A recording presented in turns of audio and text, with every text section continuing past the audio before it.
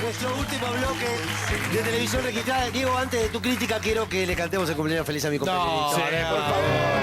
Que ya le pregunta las cosas a la torta. Como podrán ver, no puedo evitar el Bueno, que lo cumpla feliz. Que lo cumpla feliz. Que lo cumpla Gabriel. Que lo cumpla feliz. ¡Feliz cumple, Jules! ¡Feliz cumple! Gracias. Pará. Gracias, Diego. Pediste los deseos, ¿no? Sí, ya lo cumplí, que venga vos. Salud, Gabriel. Qué lindo, cumpleaños a saludo todos, ahí. Hola, nuestra cita en el sitio de siempre nos va a permitir abrirnos a otros mundos, explorar otros mundos, porque acabo de enviarle invitación a un comunicador, productor, conductor, actor, titiritero, creo también en algún momento, escritor, cinéfilo, melómano, DJ, hincha de Argentinos Juniors. En su cumpleaños estuvo Diego Maradona, cenó con Luca Prodan y ahora está conectado con nosotros, creo que ya, ¿no? Hola, Gabriel Schulz, ¿estás ahí? Hola, ¿cómo estás? Bien, gracias.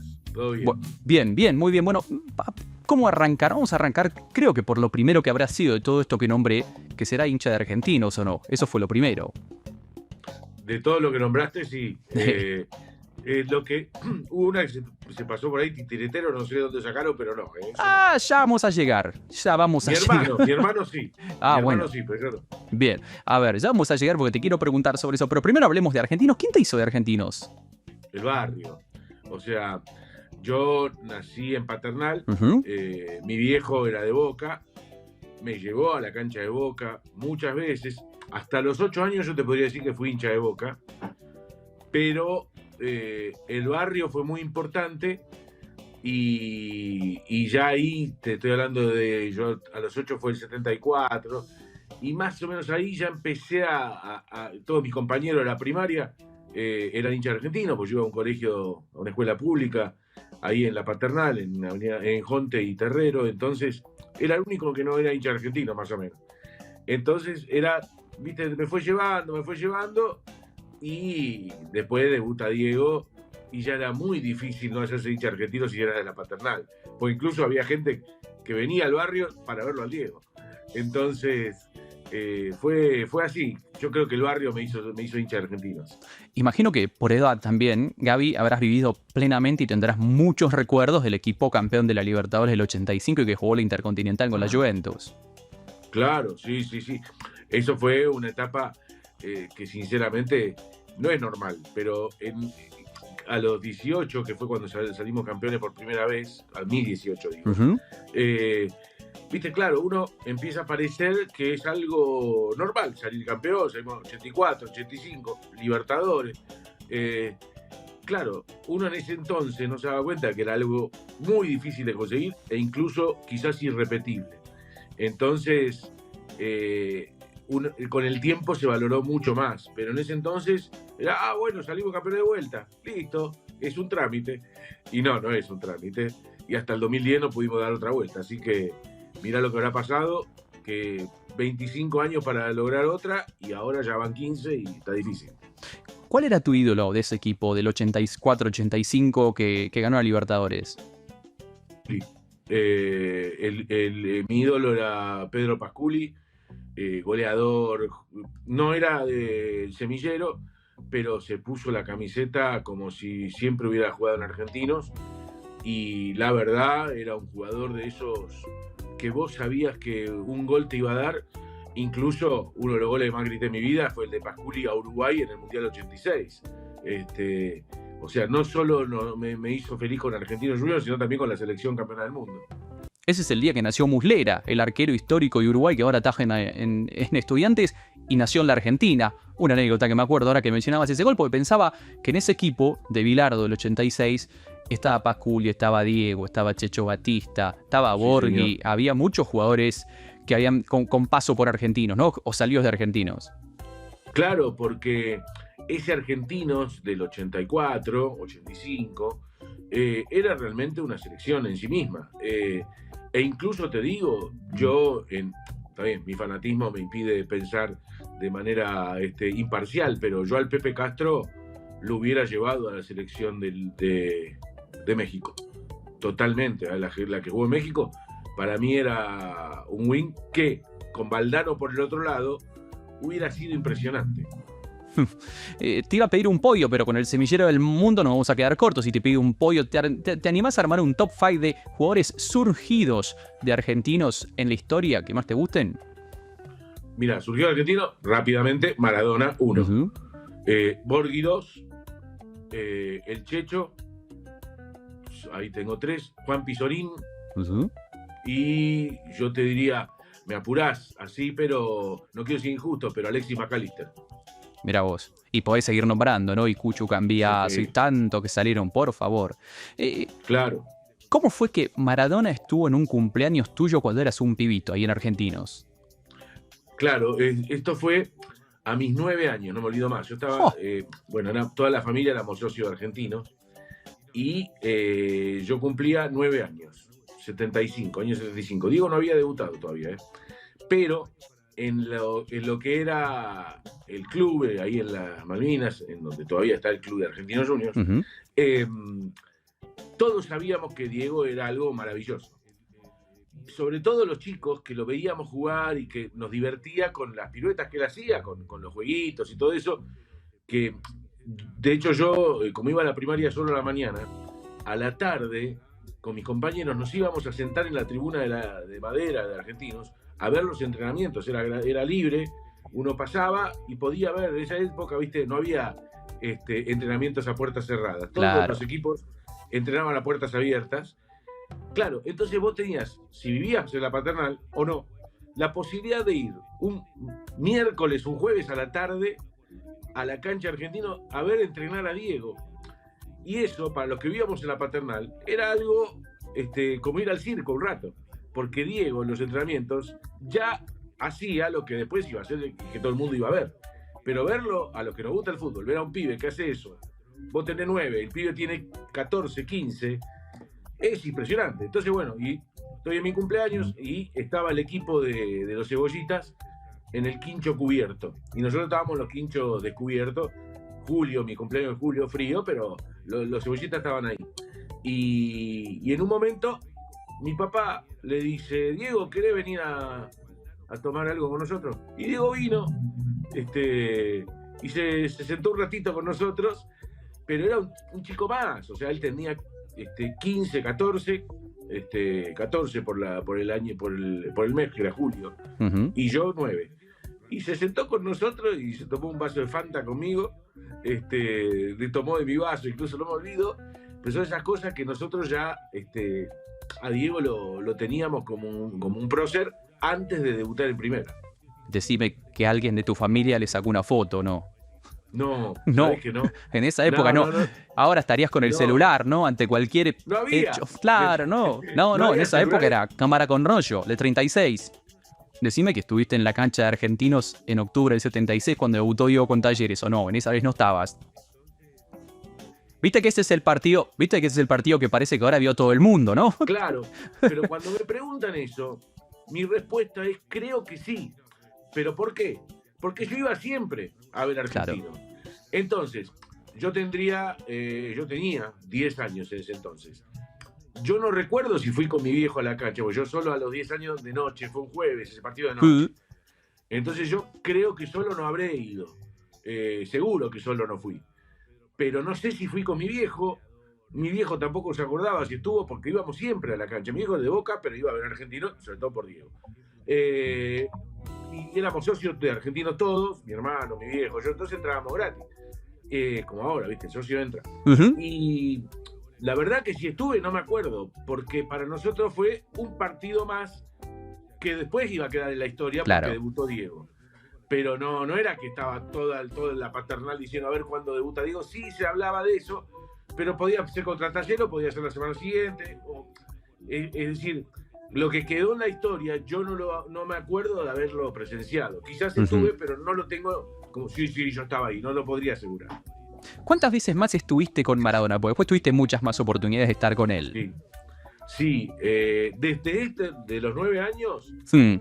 hasta que lo volví a ver, pasó una vida, porque la primera vez que lo volví a ver después de aquella, en persona, por supuesto, fue, o sea, mano a mano, fue cuando yo era productor de Niembro en la red, del Mundial de Estados Unidos, bueno, cuando él lo dejan afuera por antidoping, 94, en el 95, si no me equivoco, sale el libro Inocente, que escribe Fernando Niembro.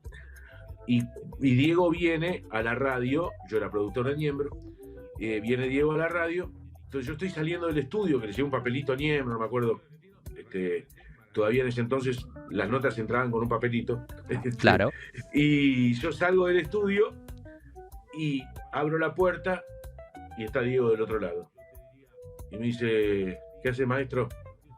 Y yo me quedé, Diego, pasá, y me quedé paralizado.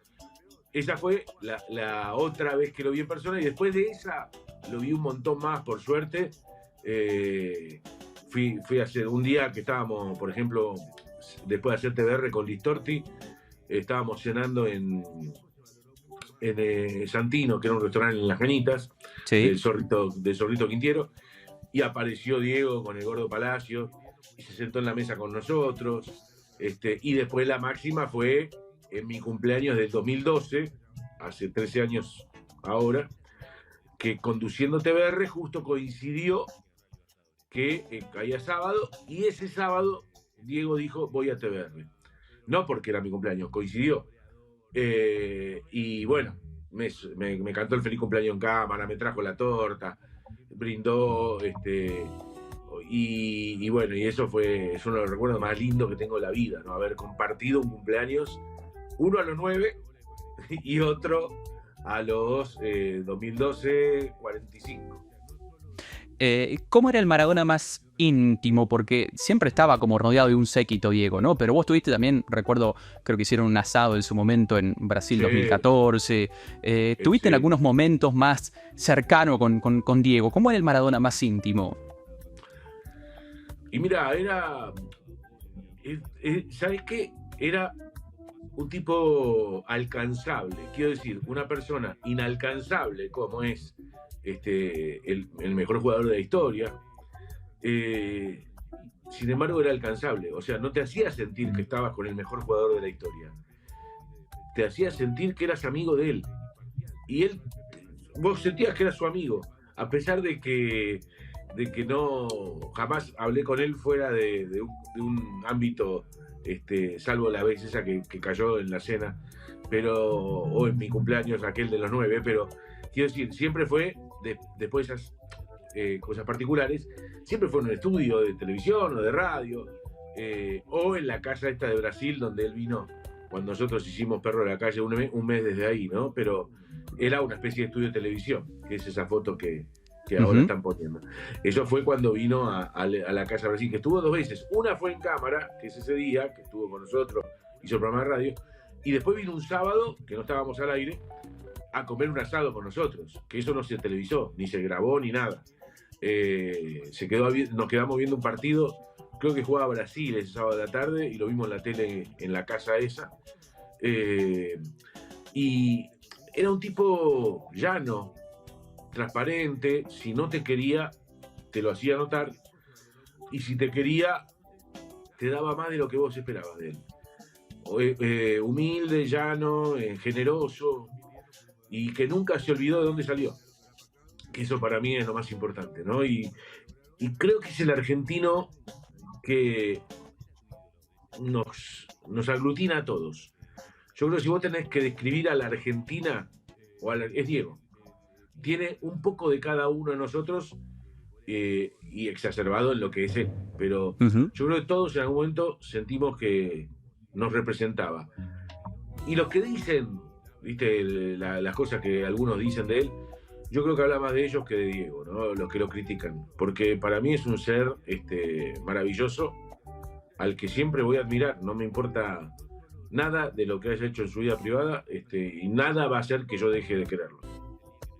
Y hablas en presente de Maradona, como si estuviera con nosotros todavía, ¿no? Te juro que no hay día, yo creo que son pocos los días, si hay alguno, que no recuerdo, en que no piense en él o que no hable de él. Pero lo digo de verdad, es una de las cosas que más extraño de toda mi vida. Te digo, está de mi viejo, que se murió hace 2 años, y ahí lo manda el Diego. Así que después, cuando laburé con Dalma en la radio, yo decía, ¿qué pasará por ella, no? Si yo lo extraño tanto, ¿qué le pasará a su hija, no?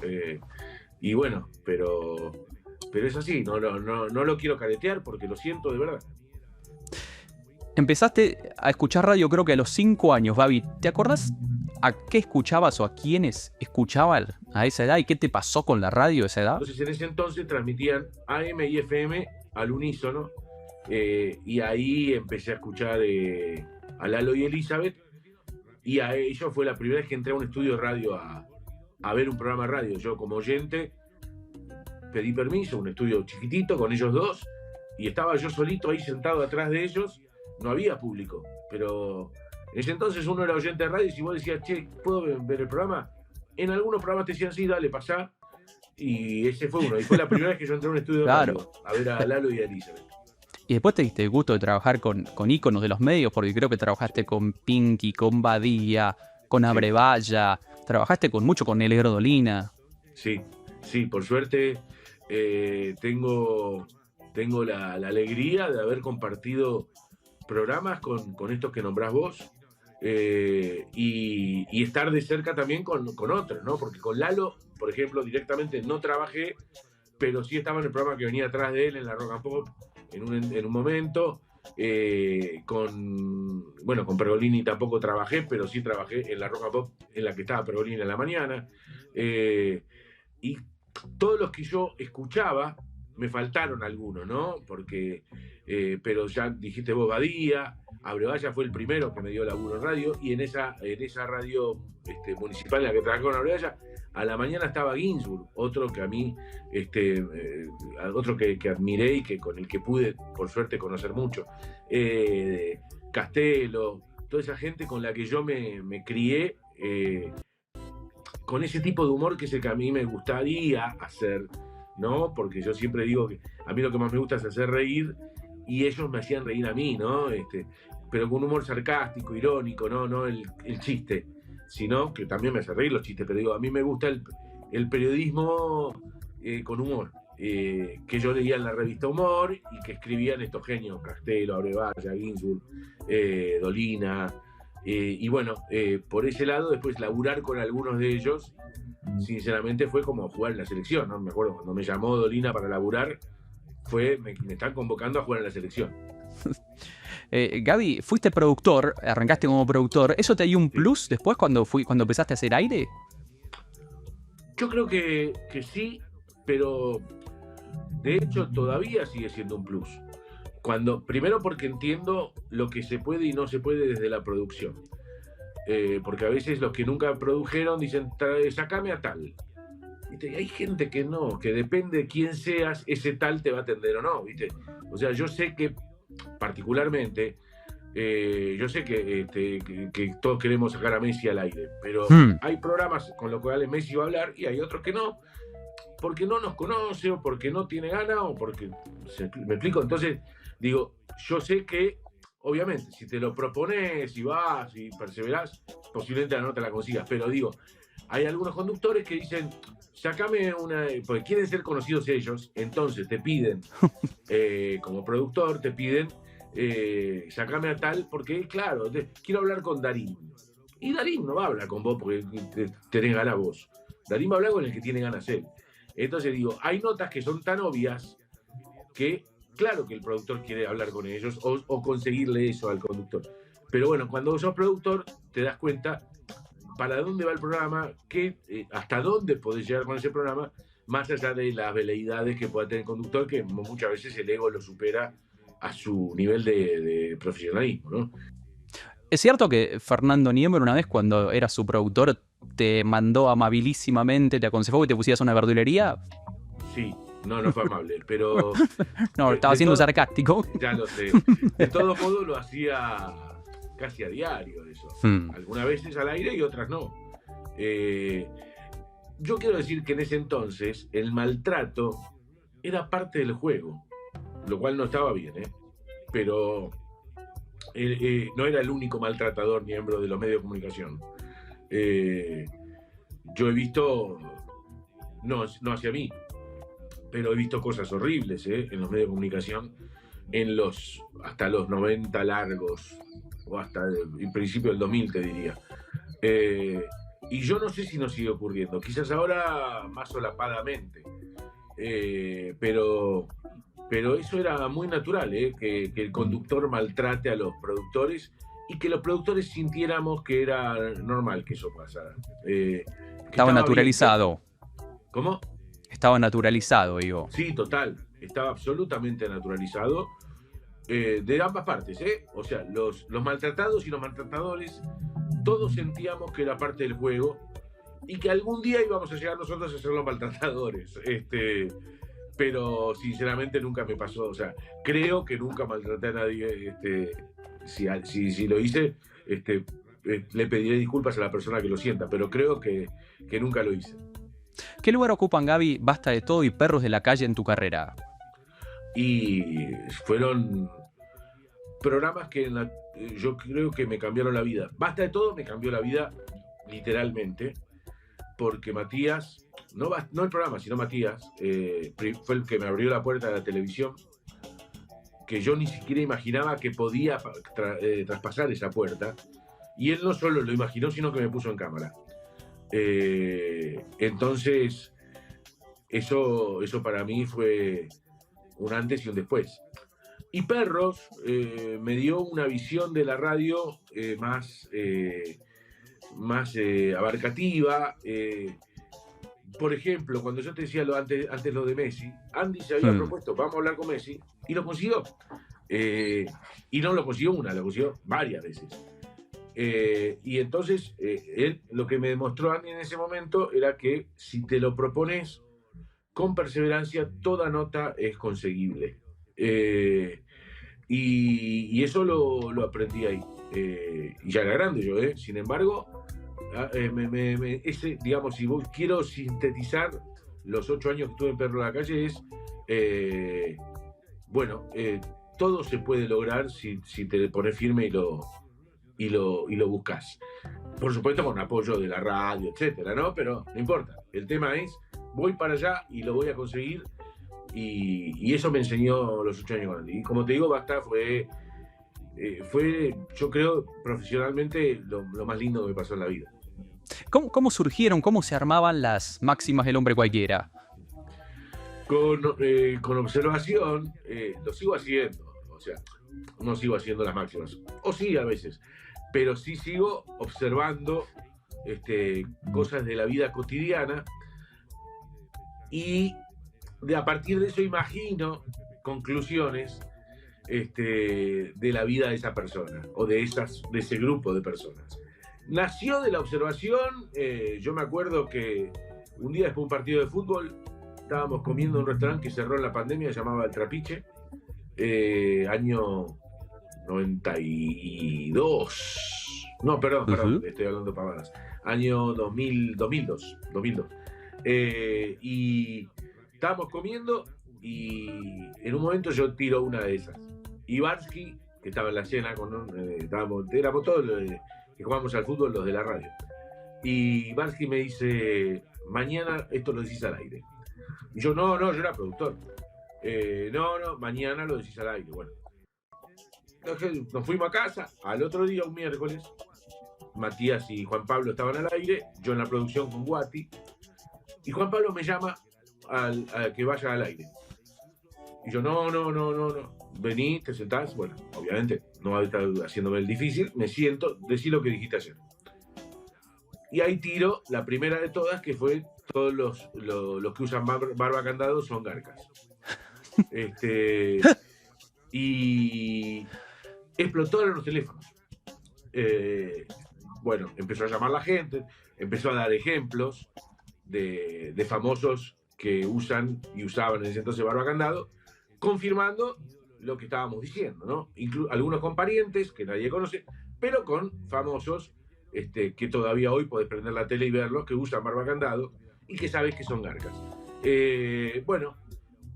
A partir de eso se suscitó que empezó así, bueno, una de estas por semana, los miércoles a las 4 de la tarde, y yo tenía muchas que ya tenía en la cabeza, otras fueron creándose, y así duró como 6 años la sección esa, hasta que llegó un momento que ya no sabía qué carajo decir y ya dejó de ser divertido para mí. Y yo dije, antes de que se aburra la gente, prefiero ser yo el que dice, se terminó. Y ahí terminó, de un día para el otro dijimos, bueno, hasta acá llegó, pero fueron 6 años y 2 libros, que la verdad fue muy divertido. Sos parte también ahora del fenómeno del streaming. ¿Cómo vivís este lenguaje para vos que sos alguien formado en la manera más tradicional de la radio, digamos? Mira, particularmente yo no siento una diferencia tan grande con la radio. Más ahora que la radio también tiene cámaras. Entonces, no siento que haya un lenguaje tan distinto al de la radio. Sí es muy distinto al de la tele, pero no tiene nada que ver, ni tampoco lo intenta. Pero la verdad yo siento que voy a un programa como si fuera de radio, pero que sale por YouTube o por Twitch. Pero la verdad, particularmente no siento diferencias ni en lo que digo, ni en cómo lo digo. La única diferencia que tiene, si querés, que tiene que ver con lo logístico, no sé si esa es la palabra, es que no hay tandas y no hay música. O si hay música porque viene a tocar una banda, o porque pones un tema, pero nada más. Pero no es que vamos a un tema y volvemos.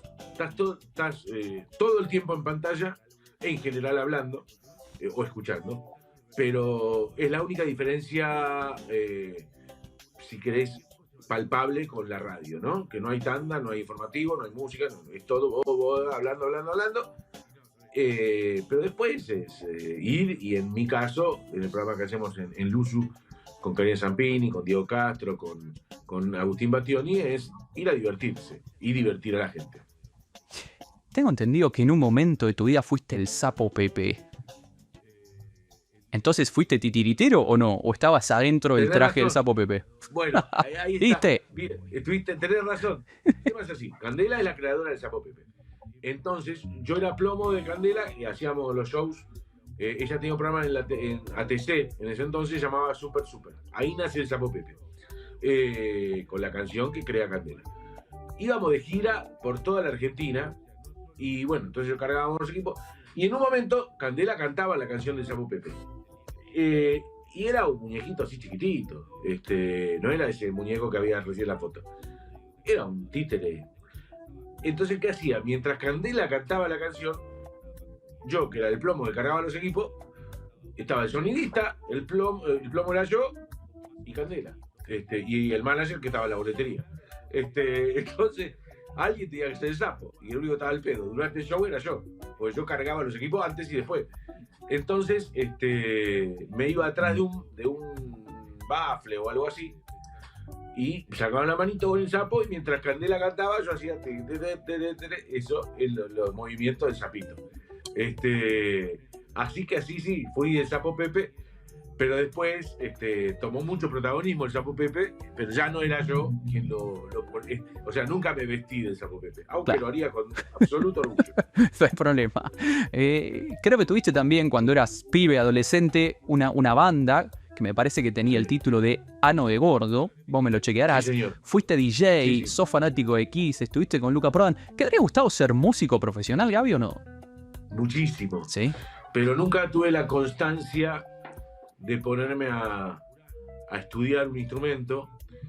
En un momento intenté aprender a tocar el piano. O sea, en la banda esta que vos mencionás, Ano de Gordo, yo era tecladista, pero un tecladista impresentable. Y la verdad que nunca tuve la perseverancia, la constancia de ponerme a trabajar para sacar algo de mis dedos, musicalmente hablando. Y bueno, creo que es una frustración grande que tengo, porque amo la música, me gusta escucharla, me gusta ir a conciertos, admiro a los músicos, pero nunca pude ser uno. Y bueno, así como tampoco pude ser futbolista, bueno, y miro fútbol. Bueno, soy un espectador de música con con el respeto que tiene que tenerle a alguien que no pudo llegar a ser profesional de eso, ni siquiera amateur. Me muero por saber qué género abordaba Ano de Gordo. Mira, era un género. Mira, si querés meterlo en un género, fue una especie de pre-auténticos decadentes. Mira. O sea, te diría que cuando terminó Ano de Gordo, o cuando yo terminé Ano de Gordo, porque me casé y tuve que dejarlo, arrancaron los decadentes, pero era un estilo muy parecido. Ellos un poquito menos zarpados. Uh-huh. Pero imagínate, si para nosotros Entrega el Marrón, que fue uno de los primeros hits de los decadentes, Sí.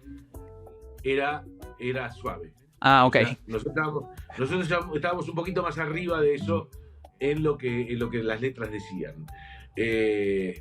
Pero estuvimos a punto de firmar un contrato con EMI, con la discográfica EMI, y no pasó el último filtro. Yo creo que gran parte de eso eran las letras, ¿no? de los temas. Dame tu pollo de bandas, artistas internacionales de todos los tiempos y un pollo argentino también. A ver, un podio tiene que ser 3. Entonces, te voy a poner a Kiss, a Queen y a Black Sabbath. Uh-huh. ¿Y el pollo argentino? Y un podio argentino, en lo que a mí respecta, Papo y todo lo que Papo tenga que ver con él, o sea, riff, todo lo que sea de Papo, todo lo que sea de Spinetta y todo lo que sea de Charly García. O sea, en ellos tres quiero incluir a todo lo que... Porque sería injusto decir Serú Girán y no decir Charly solista, y sería injusto decir Spinetta Jade y no Pescado Rabioso. Entonces decía Papo, Spinetta y Charly, y con eso te armó el podio. ¿Nos contás la anécdota de cuando estuviste en Los Ángeles en la casa de Gene Simmons? ¿Cómo llegaste ahí? Sí. Mira, eso fue largo, pero fue lindo porque eso ves, ahí tenés lo de la perseverancia, lo que hablaba antes. Bueno, yo siempre fui fan de Kiss y en esa época iba bastante seguido a Los Ángeles, una vez por año, de vacaciones. Y entonces se me ocurrió, digo, Gene Simmons vive en Los Ángeles, yo voy a Los Ángeles, ¿por qué no cruzármelo y pedirle que me sacara una foto con él? Mira, era todo lo que yo quería. Yo me imaginé en mi cabeza que Gene Simmons iba a estar en ese hotel por alguna cuestión y que vení, sacate una foto, claro, te firmo un disco y andate. Te juro que yo pensé eso. Y ya con eso yo estaba absolutamente conforme. Salgo corriendo a comprar un disco de Kiss en una disquería porque claro, no había llevado nada, claro, para que me firme. Entonces dije, bueno, aunque sea, me compro un CD y que me firme esto. Compré el único que había en una disquería de ahí de Los Ángeles. No sé por qué había un solo disco de Kiss, no me preguntes. Lo compro. Al otro día vamos a este hotel que nos citaron y el tipo que nos hace esperar en la recepción, dice, vengan que los voy a llevar a un lugar. Pero no nos lleva dentro del hotel, nos hace subir a un auto, nos empieza a llevar y en un momento vamos para el lado de Beverly Hills y ahí abre un portón. Yo nunca dudé de que estuviera pasando algo raro, o sea, viste, cuando uno te subiste a un auto de un tipo que no sabe quién es y te lleva y vos te vas con tu familia. Sí, nunca pensé que podía haber algo extraño detrás de eso. Pero claro, cuando se abre la puerta, el portón de ahí de las montañas de Beverly Hills y qué sé yo, de una mansión, y yo le digo a mi mujer, ¿esta es la casa de Gene Simmons? No, ¿cómo hace? Digo, sí, es la que veo en la serie, él hacía un reality en la casa, con la mujer y los hijos. Y efectivamente bajamos del auto, y cuando se cierra el portón de la cocina, lo que después yo sé que es la cocina, porque paso, de ahí sale de una puerta, no la puerta principal de la mansión, sino de un costado, sale Gene Simmons en persona y me dice en español, hola compadre. Yo ahí me caigo de rodillas, literal. Le digo, no puedo creer. Sí. Me dice, pasá, vamos. Me sienta en la cocina, la señora que trabaja en la casa me trajo un café. nos pusimos a charlar, y me empezó a regalar cosas a mí, a mi hijo, y la verdad estuve media hora en la casa, me hizo pasar a su oficina donde tenía, ya ahí no está más él, tenía todo el merchandising de Quique, se te ocurra, todo ese merchandising que él tenía en su casa, ahora está expuesto en un hotel de Las Vegas, que vos podés ir a ver todo lo que Gene Simmons tenía en esa casa, que él ahora se mudó a Washington, no vive más en Beverly Hills, pero estuve media hora en la casa con él charlando, tengo los regalos que me dio, y la verdad que cada vez que lo recuerdo me cuesta creerlo, pero fue así, tengo la foto, tengo los regalos, así que algunos alguna vez dicen, lo estás inventando, digo, bueno, bárbaro, o sea, vos crees lo que vos quieras, yo tengo la foto, no te la voy a mostrar a vos, yo las tengo, y chupame un huevo. O sea, acá sí la mostraría, no las tengo a mano, pero sí.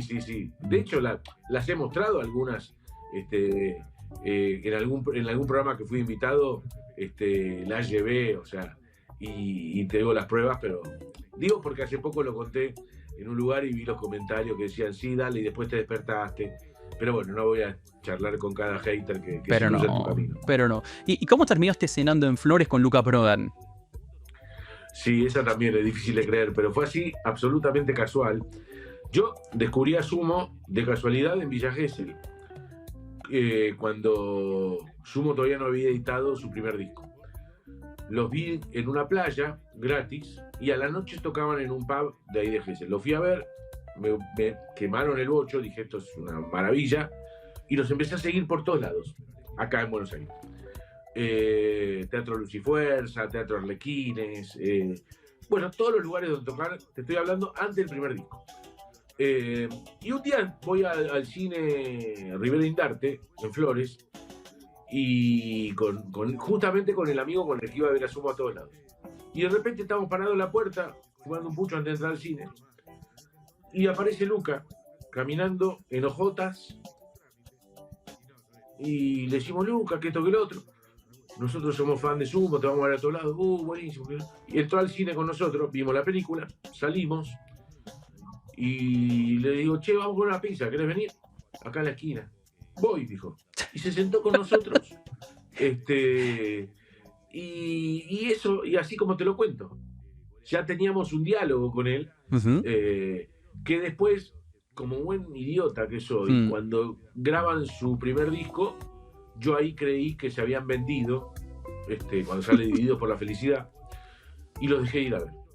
Y nunca más vi a Sumo a partir de la edición del primer disco. Era una cosa muy de la época también, Gaby. Creer que una banda llega a la masividad y se vendió, ¿no? Sí. Uno de adolescente generalmente es medio gil, pero claro, se cree que las sabe todas. Y yo cometí ese error, como dejar de ir a ver a Los Redondos cuando hicieron obras, ¿no? O sea, la última vez que vi a Los Redondos fue en la esquina del Sol, en la esquina del Sol de Libertador. Libertador y Blanco Encalada, por ahí arriba era. Y esa fue la última vez que vi a Los Redondos. O sea, yo cometía esos errores y decir, uy, si te vendiste no te voy a ver más. Y era una estupidez. Pero sí me pasó.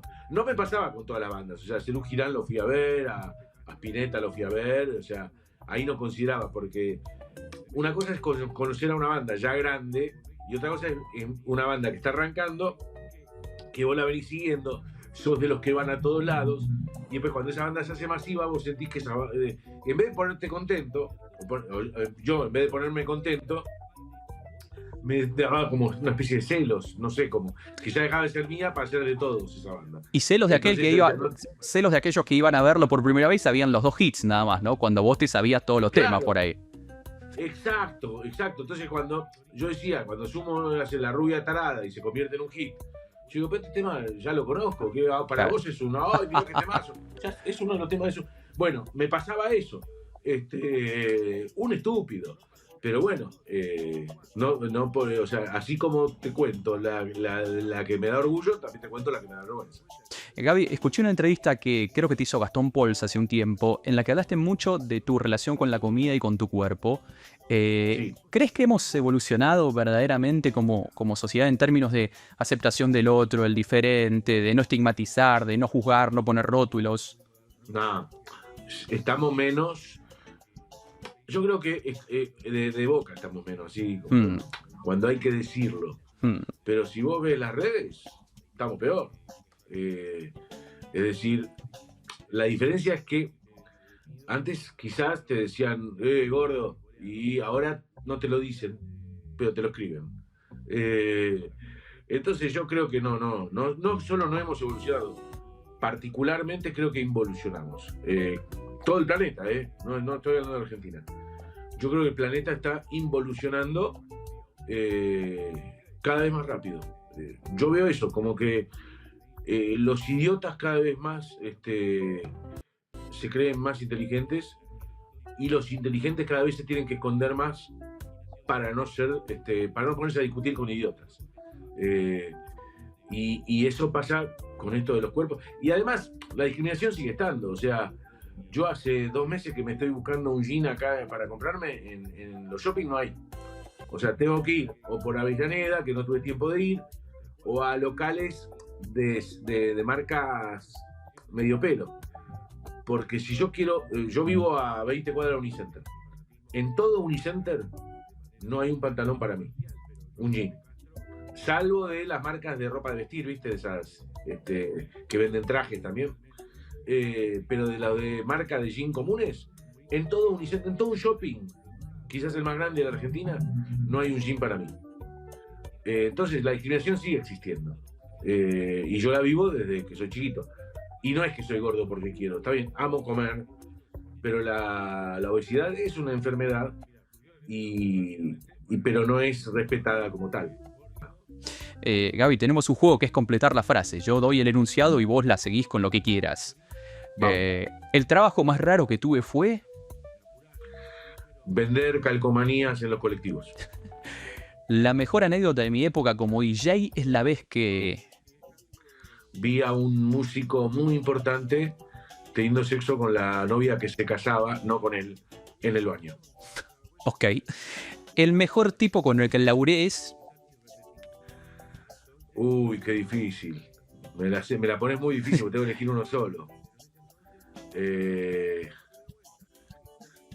Marcelo Araujo. El tipo más jodido con el que laburé es... Fernando Niembro. A Pergolini lo admiré hasta que lo conocí porque... Porque se portó mal conmigo. Mi mayor placer es... Comer. Mi mayor miedo es... Quedarme sin laburo.